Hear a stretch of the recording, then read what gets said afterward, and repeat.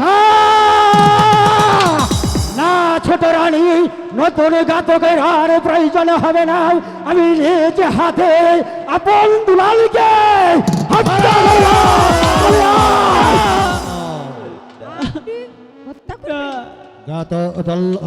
Master, কিছুক্ষণ পূর্বেই তুমি বলেছ আকাশ বাতাসের মধ্যে কলঙ্ক থাকতে পারে, আপন দুলালের গায়ে কোনো কলঙ্ক থাকতে পারে না। তাই বলছি তুমি পারবে না মাস্টার, তুমি পারবে না। আপন দুলালকে তুমি হত্যা করতে পারবে না।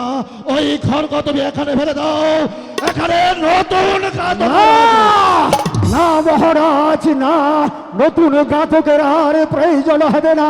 আপনি না বলেছিলেন মহারাজ আমি আপনার এই সন্তানকে কুশিক্ষা দিয়েছি, তাই তো যে হাত দিয়ে আমি আপন দুলালকে কুশিক্ষা দিয়েছি, আমি সেই হাত দিয়ে আপন দুলালকে হত্যা করলাম।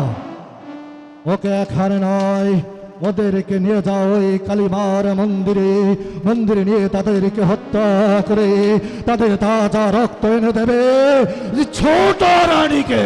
চলে আয় আপন দুলাল, চলে আয়।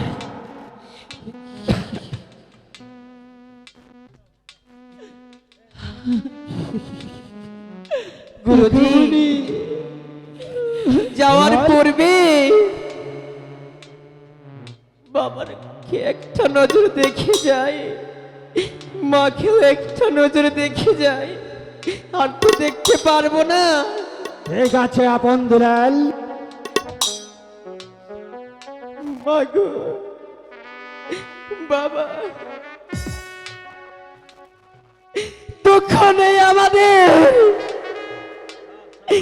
দুঃখ শুধু একটাই বাবা,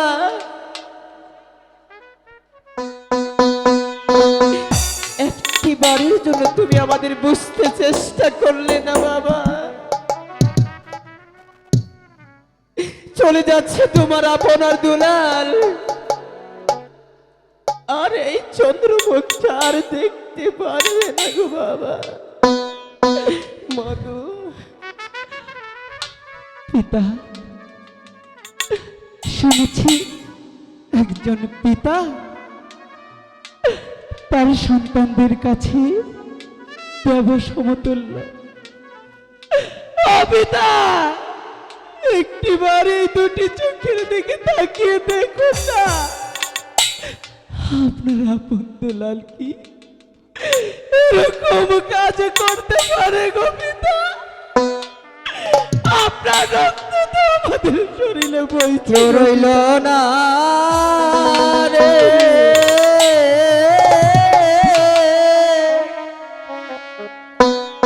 এই দুঃখিনীর দরদি আর কেউ রইল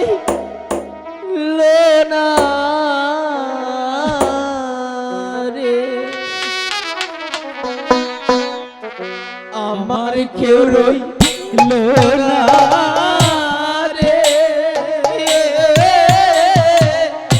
এই দুঃখিনীর দরদি আর কেউ রইল না রে।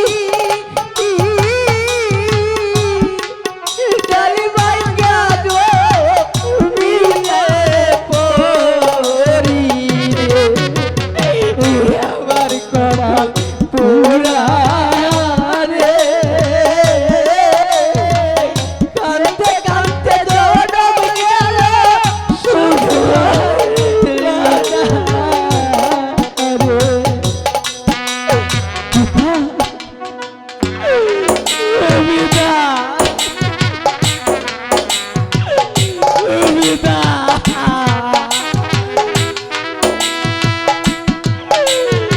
পিতা গো ও পিতা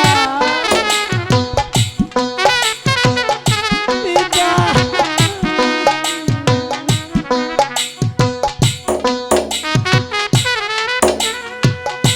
পোশাকম্যান ভুবা সাজ ঘরে আসো পোশাকম্যান ভুবা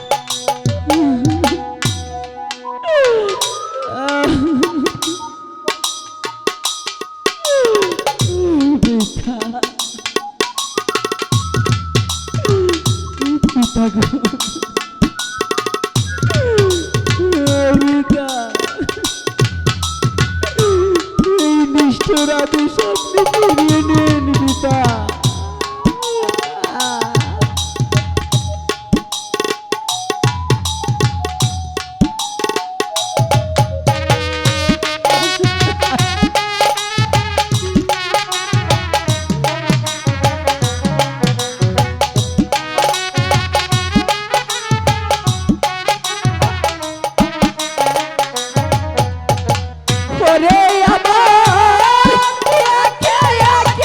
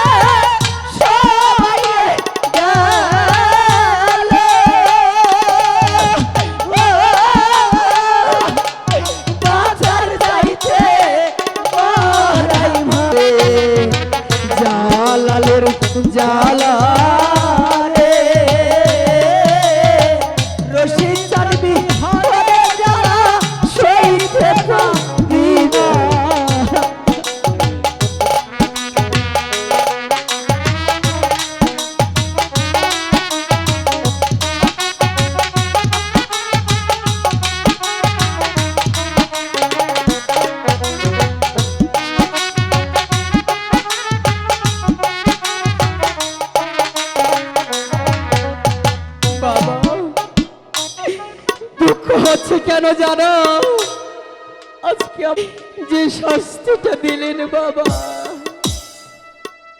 আমরা যেটা মেনে নিতে পারছি না বাবা। আপনি যদি নিজের হাতে আমাদের কোরবানি দিয়ে দিতে, তারপরে আমরা তৃপ্তি পেতাম বাবা।